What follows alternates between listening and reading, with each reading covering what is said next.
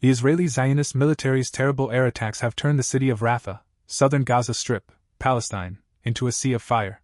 For weapons experts revealed that the attack that killed dozens of Palestinians used the SDB-GBU-39, a sophisticated bomb made in the United States, U.S. These experts have reviewed the visual evidence related to their assessment.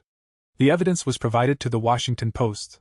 Fragments of the SDB-GBU-39, a 250-pound small-diameter precision munition, were found near the site of the attack on a refugee camp in Rafah.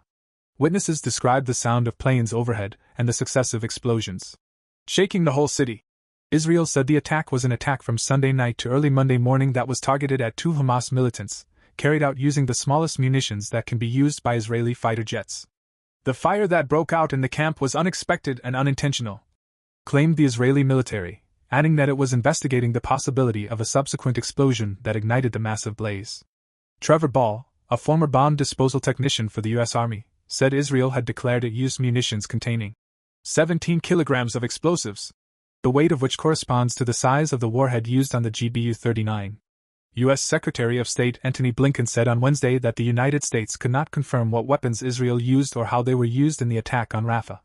Speaking to reporters, Blinken called the attack horrifying and said anyone who saw the images had been affected on a basic human level. Sadek's video and images have been verified and geolocated by the Washington Post. He traveled to Rafah from nearby Khan Yunis on Monday morning to document the impact of the attack. As he walked through the ruins, he saw a boy sitting on the ground observing the remains of an electronic board. He told me it was in his tent, Sadek said. I know these missiles are used for bombing. The United States is supplying Israel with 1,000 precision-guided bombs in 2023, according to an arms transfer database maintained by the Stockholm International Peace Research Institute. President Joe Biden's administration did not stop sending this ammunition during the war. Last month, the U.S. State Department approved the shipment of more than 1,000 GBU-39/B small-diameter bombs along with containers on the same day that Israeli forces bombed a convoy of World Central Kitchen, WCK, aid workers in Gaza, killing 7 people. The attack on Sunday night took place near the United Nations Relief and Works Agency's logistics base for Palestinian refugees, destroying at least 4 tin buildings used as shelters for the refugees, according to satellite imagery Monday provided by Planet Labs. More than a dozen tent-like structures were also visible between the tin building and the UN warehouse, about 500 feet away, in images before and after the attack. Over the past 8 months, hundreds of thousands of Palestinians have sought refuge in Rafah as Israeli attacks hit the northern part of the Gaza Strip.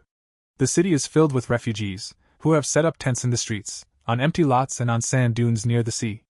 It was not clear how many people were still in the camp on Sunday when the Israeli attack occurred.